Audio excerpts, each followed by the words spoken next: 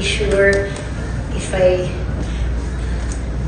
wasn't really sure in the beginning if I should talk. But then I want to honor Ricky. Even if we did not end up together, he was such a big part of my life. Totoo yung sinasabi ng mga anak ko at mga kaibigan na joker talaga kung si Ricky when my kids were small. You know, he would come home from taping and hindi niya tatanggalin yung mga dugo-dugo sa mukha niya. Higa siya doon, di ba? Tapos sabi niya, tawagin mo yung mga bata, tawagin mo yung mga bata. So, tatawagin ko yung mga bata, bababa sila, oh my gosh, what happened to Mama? Di ba yung gano'n? And then, ang tagal na nakagano'n na yung mga bata, natatakot na sila. Bumangan ka na dyan, bumangan ka na sila, natatakot yun. I mean, he was that kind of a dad. He would always joke around, or he would always, magtatago, or like, totoo yung sinasabi nila, yung mga movies na nakakatakot, di ba? He was like that. He was always very safety conscious. Na alala ko, sa kanya ko natutunan he would tell the kids na mawala ng lahat, wag lang daw yung passport. Kasi pag nawala yan, parang you're dead. May mga ganun siya. And then, sa kanya ko natutunan na pag magbabiyahe kami, you have to put kailangan magpa-xerox tayo ng passport mo. So lahat ng detalye, meron kang isa sa bag mo, meron kang isa sa maleta mo, meron kang, sa kanya ko natutunan yun, na tama rin naman, kung mawala nga naman, you have all your details, no? Ganon si Ricky. Very, very masinop siya. As in, naalala ko, when I was younger, we had an office that took care of everything. So, yung parang, hindi ako masyadong malulong sa, ano ba yung cheque, yung gano'n. Siya yung nagturo sa akin noon. Tapos siya yung nagturo na kailangan mag-ipon ka, parang you get from your sweldo, magtabi ka ng 20% or 30%, very, very, very, very masinop si Ricky. When we got separated, things were not okay for a while. Si Ricky kasi, masyadong mataas yung pride. That's just how he was.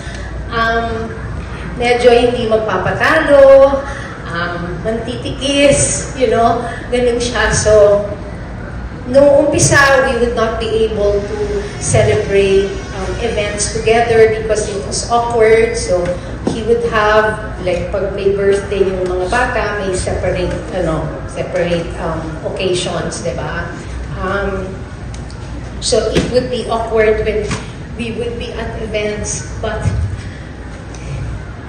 I prayed, sabi ko, Lord, sana mas maging maayos, kasi alam ko pag maayos kami, maayos din yung mga bata. When my apo was born, the son of Ken, I said, sana yung apo ko yung maging one of the ways na maging okay. And there was an occasion that, I don't know if I reached out to him or Yela. His sister reached out and he said, yes, he was gonna go. So we were so happy. And so nung dumating siya, I told Ken, oh, you go to your dad, di ba? And nandun yung apo ko, baby pa. And alam mo naman yun, parang kanya, ayaw pa halata na happy siya, di ba? Umupo doon sa tignan-tignan yung apo, gano'n. Tapos, syempre, hindi na siguro niya matiis, di ba? Kasi ang cute, di ba? So, inaangat yung phone. Pero hindi pinapahalata na inaangat yung phone. Tapos, kinukuna ng picture yung apo, di ba? So, sabi ko, okay, thank you, Lord. Kasi alam ko na lumambot yung puso niya. And from that time on, wow, he was such a wonderful grandfather, not only to Jacqueline, but to his other apos. Yung nasa utak ko ako na strictong dad, or disciplinarian, he wants everything to be in place. Sobrang lumambot yung puso niya sa mga apo. And ibig sabihin nun, lumambot din yung puso niya sa akin. I was able to, I would ask for help. Kausapin mo naman si Ken, hindi ako pinakikinggan, or may something, or si Vicky may story, anak. Sorry. Like, he would not, I would say, oh, sige, please talk to him naman, you know, he needs your advice, you know, aside from me. And he would not answer me. Pero kaagad may sagot. Hindi sabihin, ginawa na niya ng paraan. No? Ginawa na niya ng paraan. So that was, I was very, very happy. There was a time when, when I received the Lord as my personal Savior. And sorry, Malka, no disrespect to you. Part of my prayer was if it was the Lord's will to heal my marriage. That was my prayer. But after a while, my prayer changed. What was more important to me was for Ricky to accept the Lord in his heart para sa akin above anything. That was most important. And when he got sick, Dean and Pip were one of the first ones who went and they prayed. And he accepted the Lord in his heart. And I was so happy kasi alam ko, kahit anong mangyari, okay na si Ricky. I know that I would not have to worry because he would be taken care of in heaven. When the time was near, he had septic shock and we thought that was it. And so, Ricky May said, Mom, kayo mag-talk to Dad. And at that point, I just wasn't sure because baka magalit ang tatay mo, baka mamaya biglang tumayo o magalit. Parang hindi ata ako sure. And Lot was there. Tita Lot was there. And I said, tanungin mo naman si kuya mo kung okay na kausapin ko siya. Umuo naman. Sabi ko, uy, okay. Thank you, Lord. One first year, sorry. I went inside and I said, Ricky, this is Jackie. I'm here with the kids. I just want you to know na hindi ko sila pababayaan. I will take care of them.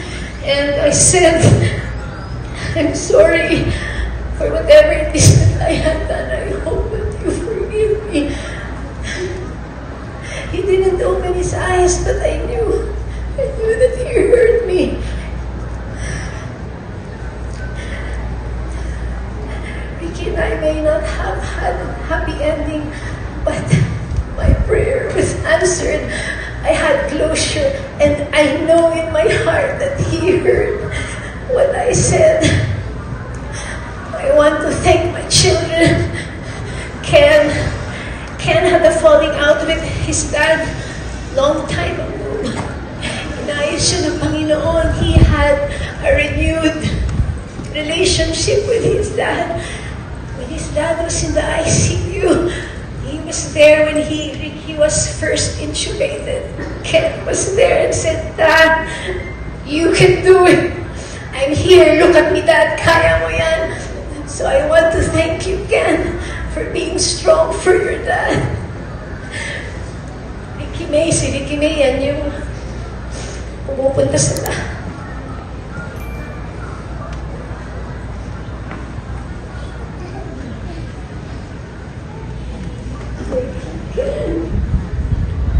He's my eldest kid.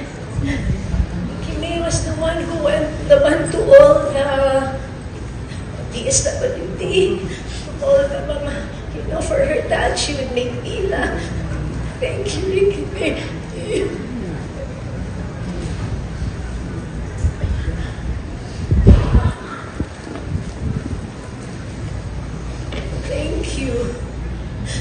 you so much for being such a wonderful mother to your dad.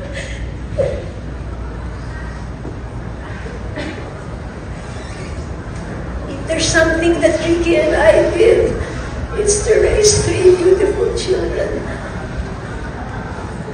Si Ara naman yung gusto namin. Hindi niya isang ditang-butak ko sila ng dad niya. But where are you, Ara? When her dad got sick, naku, Mama, I'm not gonna accept this event because I want to be there with Dad. Siya yung pumapasok ulit sa ICU. Iyak na, tapos ginaganyan-ganyan yung lagat niya. Dad, I love you, Dad. Thank you, Ara. Thank you so much for taking care of your dad. Teddy, I'd like to thank you. Where are you? Hindi po ito lumabas sa akin, pero parang anak ko na po.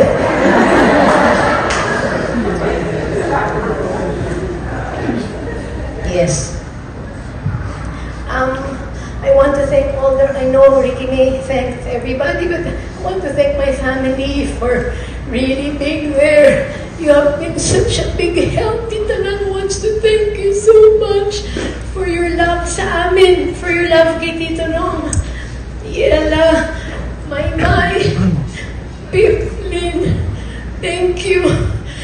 Senator Jinggoy, salamat po. I want to tell you again, I know I told you this, but Ricky really valued your friendship, and thank you for loving him as you did. Ana, thank you. Yana, Yakat. All of you who are here, all of you who have extended their help, hindi dahil sa amin yun, dahil kay Ricky yun, dahil nagpundar siya ng pagmamahal sa inyo. Kaya kayo din, minamahal niyo kami. Dahil yun kay Ricky, and that's a testament of the kind of man that he was. I want to thank you, Malka, Ricky's girlfriend, for taking such good care of Ricky. I want to thank you so much.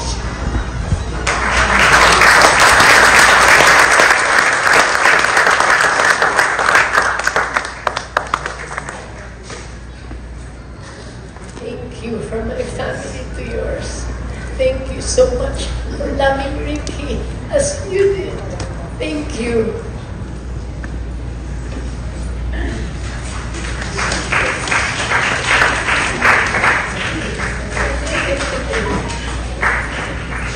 Alam nyo, nung nasa ospital si Ricky, 3 po kaming babae na nandoon. Sorry, my kwento. Hindi na ako magalas nakiyak. Si Cheryl po, siya yung mami ni Teddy. Stand up so that she can see up the 3 beautiful women in Ricky's life. Si Malka. At ako po. Siyempre, nandun po kaming lahat dahil nasa ospital si Ricky. Yung nga ikikwento ko. Sabi ko ng doktor ni Ricky sa akin, Ma'am, pwede po ba kayong makausap? Yes. Ano pong problema, Dok? Kasi sabi ko, nasa ICU na si Ricky. May problema pa ba? Ano may dagdagan pa? Sabi niya, I want to know kasi how I will address you. Tsaka he had this puzzled look on his face. As in talagang parang ano gagawin? Ikaw ka ba? Yeah, sabi ko, well, I'm the wife of Ernest, you know, yeah, okay. Sino po yung naka-red? I think it was Malka. Yun po yung partner ni Ricky. Yung isa po. Sabi ko, yun po yung nanay nung, youngest ni Ricky. Okay po yung 3. Sabi ko, obviously, okay kami, di ba? Ang joke namin, kwento ko nga kasi, ang joke namin, magkakasama kaming 3, si Aida, si Lorna, at si Fe. Pag kami lang ni Malka, 2 Mrs. Real. But kidding aside, I mean, when these things happen, matters like this are not important anymore. I mean, we were all there to take care of Ricky in our own way. I was there not only to check on Ricky, but to make sure that my children were okay because it was very difficult for them. But I'd like to say that the reason why we are all okay is because of the kind of man and person that Ricky was. So, let me just read this.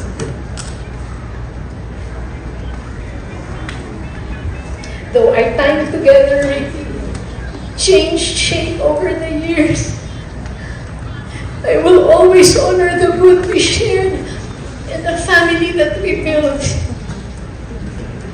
Your presence will be missed in the everyday moments, the family gatherings na lagi kang nagpapatawa, the quiet ways you showed how you cared.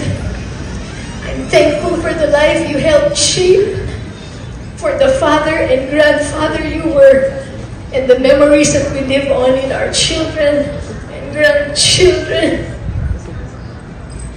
Ricky, rest well knowing how deeply loved you are by all of us. Thank you. Thank you so much for being the kind of father that you were. And I promise you, like I promised you, na hindi ko pababayaan ang mga anak natin. I will take care of them. We will honor you by sharing kung ano yung tinuro mo sa amin. We will honor you by trying to be excellent in whatever field that we are in, and by being good people just like you are. Say hello to my mom. Tell her I miss her. I love you. I have always loved you, and I will always love you. Thank you so much. Rest in peace. And now, pwede na kayong kumanta ni Mamita.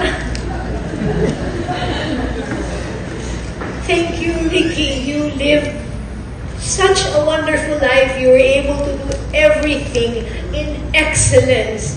Thank you so much. Can I ask everyone, let's give Ricky a standing ovation for the life that he lived.